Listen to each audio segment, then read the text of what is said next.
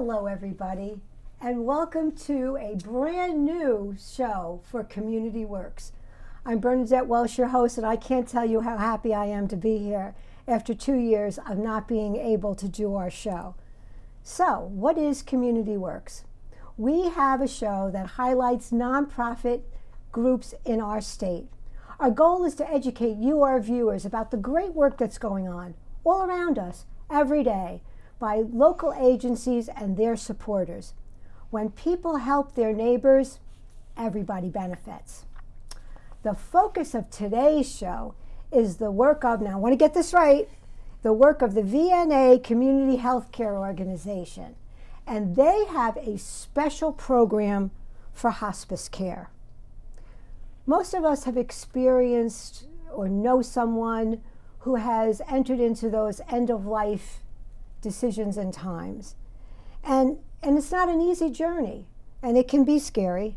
And this wonderful organization creates a viable hope program to help us all get through it, whether it's someone we love or maybe, and eventually, of course, all of us. So, here with me today to explain this wonderful hospice program are Karen Gurley, the hospice director, and it's VNCHA, we're going to hear all about that, and Kimberly Vertrees, the Community Liaison Director. Welcome to the show, ladies. I'm so happy to have you. Happy to be here. Thank you for having us, Bernadette. Oh, you are most welcome. I'm so ramped up, I really am. Okay, so Kim, I'd like to start with you. A lot of people know VNA or hospice or things, but you're going to clarify how your program is special. So please tell us about Correct. that. Thank you, Bernadette. So we are VNA Community Healthcare and Hospice out of Branford and Hamden, and we are the VNA for the town of North Haven. And we provide all different kind of services from skilled nursing, therapies, OT, PT, speech, social work. And we do a lot of exercise and wellness programs. We have family caregiver support group, and we are a nonprofit. Yes, that's why you're And here. we're here today, and we're so glad to be here. And so we rely mostly on donations, and we're here to talk about our hospice program. Yes. And most people think hospice is a place, Right. but our services are all in-home. So we provide in-home services. So we're beside you at every turn, which is our motto. That's wonderful because people do really want to be home. It's comfort. It's what they're used to. So that's wonderful. Thank you for letting us know about that. Karen, could you chime in? What is your take on how hospice at home through your organization, how it works, how it impacts the community? It's a big impact on the community. People want to be in their place of residence. So it's wherever that patient calls home. It could be a private home, it could be a group home, it could be assisted living, it could be a skilled nursing facility. So it's wherever they call home. You're not taking that person out of their environment and bringing them to a place. It's really just so wonderful to have family around or their caregivers around that they're used to. So that's why the focus of hospice at home is such a wonderful concept. And how long has this special program, Kim, been around? I'm not sure it's been around all that long. VNA Community Healthcare and Hospice has been around since 1910. So I like to joke around, it's not our first pandemic. Now, I did not know that. I did not know that. But our hospice program is just about 5 years old. Okay, very good, very good. Yep. So that's a wonderful thing for everybody to know. All right, so what encompasses your hospice care program? So I know there's all special people involved in programs. So again, Kim, I'm going to turn to you to tell us about the special aspects of your hospice care program. Sure. So we have we have a team approach, and Karen can speak a little bit more about that. But I want to tell you about our special programs we have. We have a volunteer program. Volunteers need to make up 5% of our hospice program. And those volunteers are very important. They serve a great purpose. They do a lot of tuck-in calls. Okay. And they can provide respite for family members if they need to run some errands. And then they can do a lot of complementary therapies like Reiki and massage therapy, music, which we all know is so important, pet therapy, things like that. And our volunteers have to be trained. Yes, I was going to say, how are they trained? Yep, 16 hours of intense training. Does it matter what backgrounds they have? Could it be like a former teacher, or it could be anybody? The better the background, the better they can serve us. If somebody was a massage therapist, then they can come and help do massage therapy. A great story about during COVID, they had to do a lot of letter writing since volunteers couldn't be in person. Yeah. And one of our patients loves to bake, and so her volunteer knew that, and she sent her a recipe for a cake, and she ended up making the cake with her daughter's assistance. Oh, that's really and they enjoyed it, and they showed pictures of the process then sent them to the volunteers. So it's heartwarming stories like that. So what is this team approach, Karen? I mean, there's a group of people, so other than the volunteers, which Kim told us about, who's the rest of the team? So we have an interdisciplinary team, so we get together and we work on that plan of care for that specific patient. So we have a medical director who oversees all the medical pieces of our program. We have registered nurses who are the case managers for that particular patient. We have LPNs that are paired up with that RN so that it's a real team approach with the nursing care. There's spiritual care counselors, we have social workers, we have bereavement counselor, we have our volunteer coordinator, we have aides, if they need any therapies, so any physical therapy, occupational therapy, or speech therapy, we provide that as well. So it is a real team approach. It sounds like a very comprehensive program. It definitely is. Yeah, because it's that time, that's the end of their days, and why not have it be the best it can be? Definitely. And the fact that that's what your organization is doing is just so heartwarming to me. That's special. Thank you. Thank you for explaining that. Okay, so now we're going to take those programs that before the show, Kim, you were telling me about the volunteers, the veterans, and the final wishes. I can't wait to get to final wishes. But first we have to talk about the volunteers. Now, I know you started to talk about, but is there anything that you ladies like to add about the volunteers? I think we already talked about that. We did. We did. All right. That's So okay. we did. It's okay. We did the volunteers. Well, I have a funny story. Oh, tell a funny story. Oh, that's like So tell when a joke. I'm newer to VNA Community Healthcare and Hospice, and they were talking about the volunteers, and they had, this one had a male volunteer, and this one had a male volunteer, and this one had a male volunteer, and I thought, wow, we have a lot of volunteers who are males. No, they're the volunteers that send the letters out. They call them male volunteers. Oh, that is cute. I like it. I like it. Okay, you see, we have lots of fun here on Community Works. We tell jokes. All right, so then that brings us to the veterans. And I haven't heard that joke before. Okay, and I haven't. We haven't heard it yet either. So go ahead. And our veterans are so special. Right. So we are part of what's called We Honor Veterans, and our hospice team needs to be trained to better provide the services that our men and women that have served our country so rightly deserve. Absolutely. And they can also help them navigate through the VA benefits that are available to them. Mm-hmm. And we provide, every year we do a certificate for each veteran of their military service and a flag pin as well. So nice. It's very heartwarming. Yeah. Veterans are very near and dear to my heart. And I had the pleasure this last, in February, to be part of our veterans program, and we went to a nursing home and delivered Valentines to veterans, which were just some goodie bags full of just things to cheer them up. So Oh, that's great. very special. And pretty soon, we're not having it yet, but we're going to show some photos that we can talk about with all this. Absolutely. Yeah. Okay, so now we've honored our veterans. We know about the volunteers.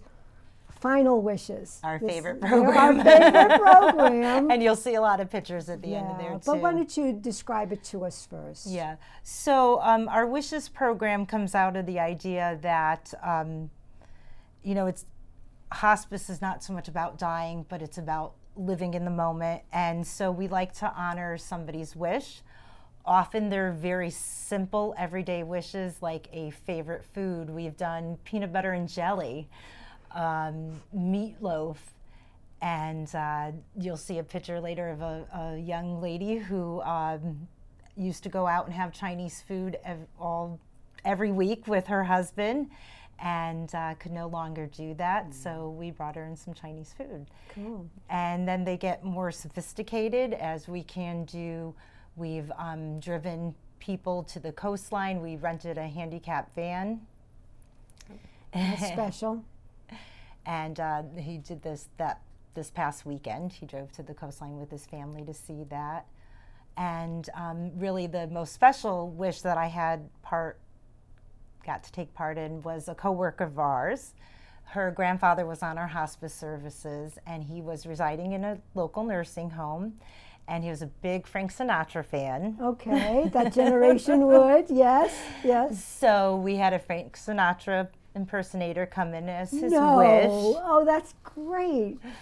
And he's saying not just to the patient in general, but to everyone in the nursing home. And a lot of the hospice team was there, his nurse and his social worker. Really special. And it was a really, really special event. That's a special event. Is there anything that you want to add, Karen? Is there something that you've been involved? Because you're more the business end of it and making sure everything runs correctly. But I love hearing the wishes. I love seeing the pictures, and I'm involved with the team every day, and it's just so heartwarming to hear this. Yeah. All right, so now I'm going to look at my friend Victor. Victor, do we have some wonderful photos to show the folks about some of these wishes? We're going to describe some of these pictures. Here we go. What are we looking at now, ladies? This is a lady who used to play the piano and loved to play the piano, so she wanted to play the piano again. So her wish was granted by getting to play. Very good. And what's this one? Oh, is this the one with the... No, this was a very special wish. This was quite a while ago, actually, maybe one of our first wishes. This family, the couple used to go to the beach every day. That was part of their routine, that they would walk the beach, and she no longer could because of her illness. So we rented a golf cart so that they could get to the beach more. And I believe in the end, the company actually donated that golf cart to them. Wow, that's great. What are we looking at here? This is peanut butter and jelly time. And that's one of our spiritual counselors and a social worker helping one of our patients make a peanut butter and jelly sandwich. Super duper. I think I had peanut butter and jelly every day in my childhood. Another food wish. Yeah. As you can see, food, we say food feeds the soul. Yes, food feeds the soul. And he's enjoying that, and she's enjoying. And that's our friend with the Chinese food. The Chinese food, and she looks very happy to enjoy that Chinese food. Super, super. And what did we have here? And this is our gentleman that had the Frank Sinatra impersonator. Yep. Who's also our Frank Sinatra impersonator, is also a North Haven school teacher, actually. So. Really? Wow, we're not allowed to reveal his identity and spoil his cover. All right, we're not going to rat you out. Don't worry. Don't worry. And this one. And this gentleman wanted some pictures hung so he could see his family. So that's for sure. For sure. Family is everything. And here, what do we have here? This is just another day trip. She wanted to go somewhere, so you guys just put her in and let her go. Okay, so thank you, ladies. That was great. So now we're going to talk about Karen. How are programs paid for? Great question. So the majority of our funding comes from Medicare. So it's the Medicare hospice benefit, and it's a federal regulation. It's very set on what they do. Okay. We're paid a per diem rate. So out of that per diem rate comes all of our services. Wow. So it's all of our nursing visits, our social work visits, any supplies that a patient may need, like a hospital bed or a wheelchair. Medications related to why they're on hospice are covered under that benefit. Any medical supplies like dressings or anything comes out. All of our back end, our office staff and all of that is out of that per diem rate. We also get funding from Medicaid that will pay for hospice services and private insurances. So it's a whole, a bunch of payer sources. What we do and the funding for our WISH program is Yes. from our donations. Okay. So we get a lot of donations after. I'm sure for that you would get a lot of donations. Absolutely. Yes. And that's what we use those funds for, is to give back to our patients. Okay, so certain amount of the funding is the things that just part of their insurance. Yes. If I understand you correctly. Yeah. But then these special things, the things that warm our hearts, now that's something that you raise extra money for. Correct. Correct. Right. And who wouldn't want to do that? I mean, if everybody listening would want a wish for a senior at this hospice program, I think that'd be swell. So, we're going to let you know how to get in contact with the ladies if you want to do something special like that. So now let's talk about fundraisers, because again, you were asking for donations here on the program, you ask on the website, but there's something special coming up, and I believe it is on April the 6th, and I do think we have a slide for that, and we're going to talk about, how to talk about it. I mean, isn't that what the program on April 6th is about? Talking about taboo subjects? Mm-hmm. There we go. Having fun with taboo subjects. What do 3 monkeys and a pink elephant have in common? Oh my goodness. A lighthearted look at the end of life decisions. Well, okay, so what's happening? What's happening with the monkeys? I really want to know about the monkeys. Oh, you have to attend to find out. Okay. all right. I will come because I want to find out about the monkeys. But and it's not actually, this one is not a fundraiser. It's an more event. It's an event. Correct. It's an It's a event. community event to actually raise awareness about what hospice is. So if you need a little bit more education about okay. end-of-life decisions and things like that, it's a good event to attend. Okay, so it's an educational program, just like we're educating folks here on the show. Right. That's going to give them a more in-depth look about it. And it is hard to talk about end-of-life things. I mean, we're afraid of it. We don't want to talk about it. But really, the end of life is part of our lives. So why not talk about it and get it off that taboo, get it out of the taboo and get it into the mainstream. Be prepared, and then you can choose to go the way you would wish to. Absolutely. And I know a lot of faith traditions, maybe the Eastern faith traditions, are not as scared as some of us are. And we can change that. Yeah. This can help change that. So I hope everybody will be around for April 6th and go to the North Haven Library. And I know one of my special friends is going to be there talking about it. My friend Debbie's going to be there, so I hope everybody comes. Okay, so I screwed that one up. That's education. That's not a fundraiser. Okay, you didn't screw it but up. there is a fundraiser coming up. I think both of what you have there is events that we're having. Fundraisers, unfortunately, Bernadette, during COVID, it has kind of been, we haven't been able to have like anything else. Okay. But we always accept donations, and if you go to our website, you can click on the donation button for that. Okay. And a lot of our fundraising, or I should say donations, come when people do pass away and they choose to put in lieu of flowers, they will donate to VNA. Yeah, for sure. Community Healthcare In and memory of. Correct. Yeah. Yes. All right, so then we're going to have another slide that's going to talk about another opportunity to learn, and that's on April 20th. And that is right on your screen right now. Karen, why don't you tell the folks what's on the screen? What are they looking at here? Sure. So April 20th is actually National Healthcare Decision Day. So we're going to have a panel discussion on making healthcare decisions and really being prepared for, what you want at end of life. People have birth plans all the time. They know exactly what they want when their baby is born and what the environment should be like. I talk about goals of care with patients. What is it that you want? Do you want to keep going in the hospital? Do you want to stay home? How do you see the end of your life? And hopefully be able to get some things in place so that those wishes and those goals are honored. I can imagine too, if a daughter or a son is faced with mom or dad and they don't really know what mom or dad wants, and then all of a sudden there's an argument about what mom and dad want, and isn't it so much better to have all those things talked about, set out and even like written out. There's Absolutely. living wills and all kinds of important things. So I hope people will take advantage of both of these opportunities, both on the 6th and on April 20th, to just learn more about end-of-life decisions. I think it's very important. So again, I thank you for providing that to the community, and hopefully people will take advantage of it. Everybody watching this program will know about it. So that's great. Very good stuff. And so seeing as there aren't fundraisers this year or past years for COVID, I do hope that we're going to give information about where to go so that they can do the click donate thing. Great. But Karen, there's a question I want to ask you that Kim told me about.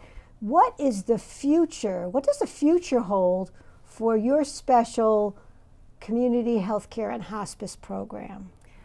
Thank you for asking. We are so pleased to announce that VNA Community Healthcare and Hospice is going to be joining Home Care Plus Incorporated, which is a subsidiary of Yale New Haven Health Systems. It's actually their home care division. Okay. And Yale New Haven Health System, as we know, has been a leader in healthcare in the state. And this merger is going to allow both of us to continue our mission of providing quality care to our patients. Wow. We also, it will add hospice care to their line of services that are provided. And we'll have the opportunity to expand our footprint to mirror that of Yale, and then provide and have options for patients and families to have access to end-of-life hospice care in the community. That's huge. Very exciting.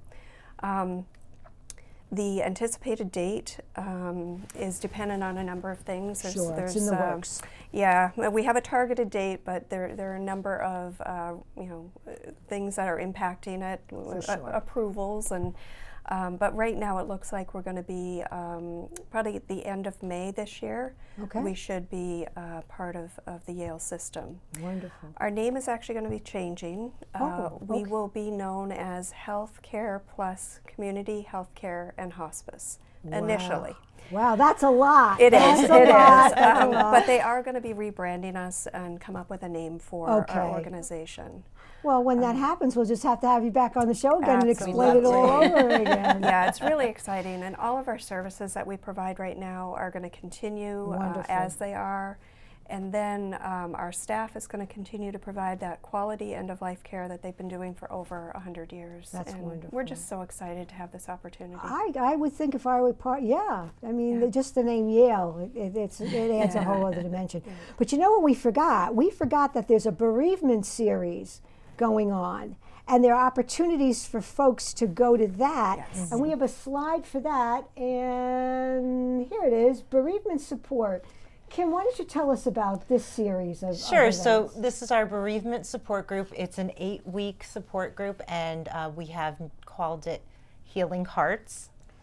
And the first one will be taking place at the Hamden Senior Center, the Miller Senior Center in Hamden. That's Wednesdays from 10 to 11:30, starting next week, March 30th.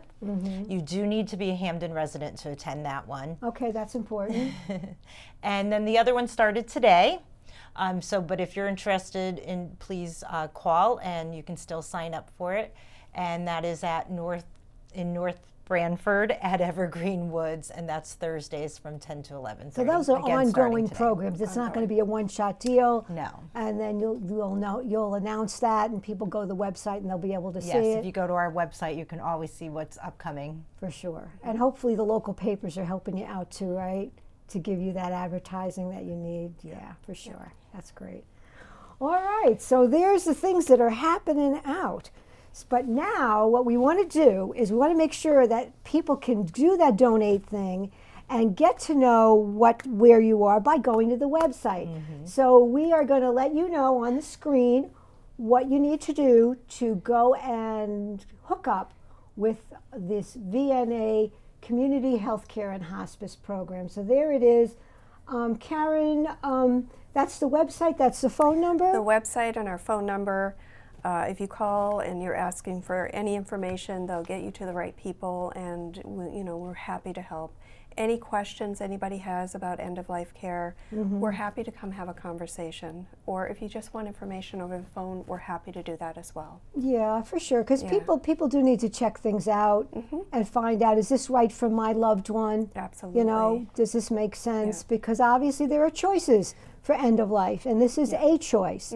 And so we want people to know, is this right for me? It has to always be right for them. For sure. And you pick up the telephone and have a conversation. Yes. Do you ever do Zoom calls? Do you do Zoom with people? I have done Zoom conferences with them and just answered questions. Sometimes it's not comfortable, especially during the times we're in now, to have somebody come into their home. But it's nice to see a face as you're having a conversation. So I have done those. I think that's great. In other words, some of the technology has made us crazy, but some of the technology has really expanded our ways of communicating with people, no matter what the subject is. So I'm just glad that you gals your organization, I should say, has made that opportunity available. It does matter to see a face. It does, and our nurses actually got to do that during COVID when the other family members weren't allowed in facilities. They would do FaceTime. Because they were allowed to come in to care for their patients, and they would FaceTime with the families and the patients so that they had that connection. I just think that's awesome. It really is. It's so much more than a phone call, and it's safer, and we don't have to worry about even having a cold. I mean, you know what I mean? It's not all, I mean, COVID is its own special and scary thing. We're almost through it. But even any kind of illness, when you could do a Zoom and see a face, I think that's awesome. So thank you, ladies, for doing stuff like that. That's great. So I can't believe it, but we're coming to the end of our half an hour together. And I just can't tell you how important it is for getting information out. And I can't tell you how thrilled I am that you are my first show back after COVID. And Kim and I are chatting about it, and we made it happen, and that's just so great. And there's some people that are sitting in the background that are cheering us on, and it's always good to have support, because that's what it's all about, is having support. So I want to thank everybody for coming and listening to our program. It's been great. I hope you will take advantage of the information we've given you today, and look for it on NHTV. We're going to be running it all the time, so you're going to get to have lots of opportunities to look on your local access TV station to see these programs and to learn and to communicate with our nonprofit, which today, of course, is VNA, Community Healthcare and Hospice. So thank you again for your time. And if you have any questions, go to the website. You can always contact the station if you want to ask what's available. So thank you, everybody. Take care, be well, and we'll see you again real soon. There it is, VNA Community Healthcare and Hospice, 203-458-4206. Wonderful, wonderful organization.